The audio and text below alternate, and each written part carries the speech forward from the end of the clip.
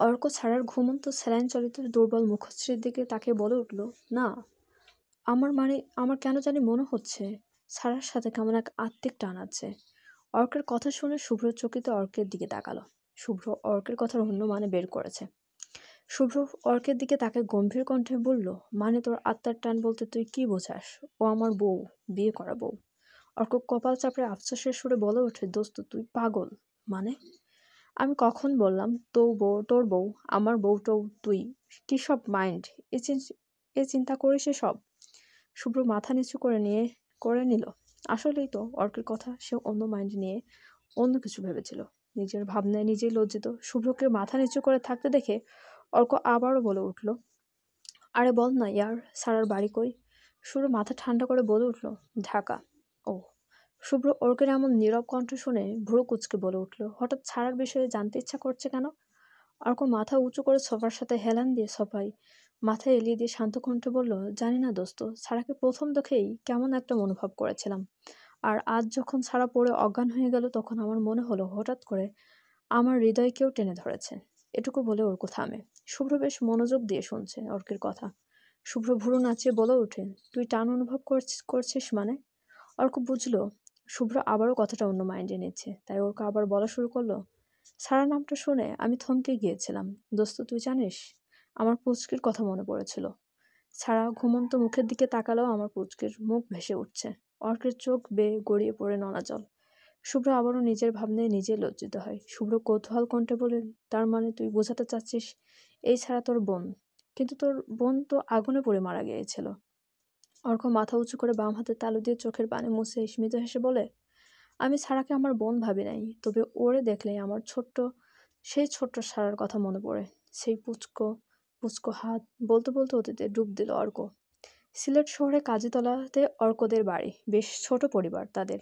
আফজাল রহমান ও নীলুফা ইয়াসমিন এর বড় সন্তান অর্ক।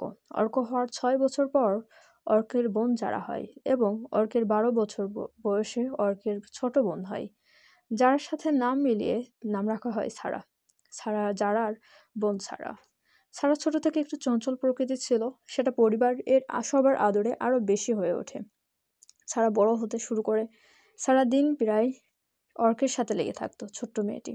অর্ক সব কাজ ফেলে ছাড়ার পিছনে ছুটতো, খুব ভালোবাসতো নিজের পিচ্চি বোনকে। যারাকে নাম ধরে ডাকলেও ছাড়াকে পুচকো ছাড়া কখনো অর্ক ডাকে নাই। অর্কের স্কুল থেকে শুভ্র শ্রাবণের সাথে বন্ধুত্ব হয়। তারপর তাদের পরিবারের সাথে প্রায় আত্মীয়তা, প্রায় যাতায়াত চলতো একে অন্যের বাড়িতে। সেদিন ছিল গ্রামের বিশাল এক মেলা।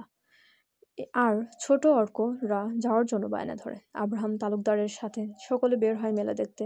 তখন ছাড়ার বয়স 3 বছর, বেশ ভালোই হাঁটতেই পারে। আব্রাহাম তালুকদার ছাড়া পাকা বুড়ি বলে ডাকতো। সেদিন ছাড়া প্রথমবার অর্কের কাছে বায়না দলনায় চড়বে। অর্ক ছাড়াকে দলনায় দলায়। হঠাৎ ছাড়া পানি খেতে চাওয়ায় 15 বছর বয়সী দুরন্ত অর্ক ছুটে যায় নিজের বোনের জন্য পানি কিনতে দোকানে। বাড়ির সকলে এক এক দিকে ঘুরছে, আর এই বাচ্চাদের সাইটে অর্ক আব্রাহাম তালুকদার ছাড়া ছিল ওদের বাড়ির মধ্যে। অর্ক পানির বোতল নিয়ে দোকান থেকে ফিরতেই বিকট জোরে কিছু একটা শব্দ হয়। অর্ক কিছু বুঝে ওঠার আগে মানুষজন আগুন আগুন বলে দৌড়াতে শুরু করে। অর্ক তাকিয়ে দেখে তার বোনকে যে দিকে রেখে এসেছে সেদিক থেকেই মানুষ ছুটে আসছে। অর্ক ছুটে সেদিকে যায়, গিয়ে দেখতে পায় তার বোন যে দলনায় বসেছিল তার পাশেই আগুন লেগেছে। পুরো চত্বরটা আগুন ছড়িয়ে গেছে। অর্ক ছাড়া বলে চিল্লিয়ে আগুনের দিকে এগিয়ে যেতে নিলে মানুষটাকে ধরে ফেলে। অর্ক অনেক জোরাজোরি করেও ছাড়াতে পারে নাই। কিছুক্ষণের মধ্যে ফায়ার সার্ভিস এসে আগুন নিভিয়ে দেয়। আগুন লাগার কারণ হিসেবে বলে পাশে থাকা জেনারেটরের ইঞ্জিনের ত্রুটির কারণে ব্লাস্ট হয়, সাথে আগুন লাগে। প্রায় 20 জনের অধিক মানুষ নিহত আগুনে পুড়ে। আহতদের প্রাথমিক চিকিৎসা দেওয়া হয়। অর্ক ছাড়াকে অনেক খুঁজে আগুনে পুড়ে যাওয়া এই ধ্বংসস্তূপের মাঝে। আর একটু পর আব্রাহাম তালুকদার এর পুড়ে যাওয়া মৃত শরীর পাওয়া যায়। মুখটাও ভালো করে চেনা যাচ্ছে না। সবার ধারণা ছিল ছোট্ট ছাড়া পুড়ে ছায়া হয়ে গেছে। দুই পরিবারের শোকের ছায়া নেমে আসে তালুকদার বাড়ি। আব্রাহাম তালুকদারকে হারিয়ে আর অর্করা ছাড়াকে হারিয়ে। নীলুফা নিজের ছোট মেয়ে হারানোর শোক নিতে না পেরে মানসিক ভারসাম্য হারিয়ে ফেলে। শুভ্ররা কিছুদিন পর ঢাকায় চলে যায়। অর্ক তখন আরও একা হয়ে যায়। নীলুফার পাগলামি বাড়তে থাকে। এক পর্যায়ে 2 বছর পর আফজাল রহমান তাকে বিদেশে ডাক্তার দেখানোর জন্য নিয়ে যায়। সাথে যারা আর অর্কও যায়। পরে তারা এখানে শিফট হয়ে যায়। অর্কের পরিবার কিছু বছর পর ফিরে এলেও অর্ক কিছুদিন আগে ফিরেছে। অর্কের ভাবনার মাঝে শুভ্র ডেকে উঠল, এই অর্ক, কি ভাবছিস যতক্ষণ ধরে ডাকছি তোকে? অর্ক ভড়কে যায়। হঠাৎ শুভ্রর কথায় লাফ মেরে উঠে বুকে ফু দিয়ে বলে, কি বলছিস? শুভ্র অর্কের দিকে পানির গ্লাস এগিয়ে দেয়। অর্ক ঢক ঢক করে পানি খেয়ে নেয়। শুভ্র কপালে ভাঁজ ফেলে বলে উঠে, কি ভাবছিলি তুই এত? কই কিছু না তো। কি বলবি বল? কিছু নিচে নাস্তা করতে ডাকছে আম্মু, চল। সারা ঘুমাক, ওকে ডিস্টার্ব না করি। অর্ক একটা ঢোক গিলে শুভ্রর সাথে রুম থেকে বেরিয়ে যায়। অহনা বিছানায় টান টান হয়ে শুয়ে আছে। তার বর্তমান মাথা যন্ত্রণা করছে। খুব হঠাৎ এক বিরক্তিকর কর্কশ আওয়াজে অহনার ফোন বেজে ওঠে। অহনা ফোন হাতে নিয়ে দেখে স্ক্রিনে ভাই বলে সেভ করা নাম্বার। অহনা রিসিভ করে ফোন কানে ধরে।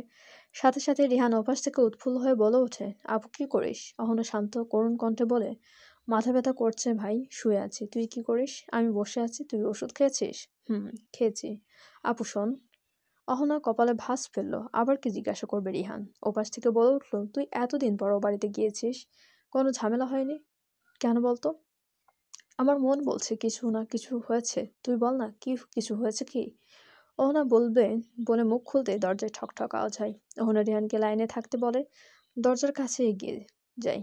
দরজা সামনে গিয়ে জোরে জোরে কয়েকটা দম নিয়ে দরজা খুলতেই অহনার চোখ বড় বড় করে বলে উঠে, তুমি এখানে? চলবে। অবশ্যই সাবস্ক্রাইব করতে ভুলবে না। সাবস্ক্রাইব করে আমাদের সাথে থাকুন। ধন্যবাদ।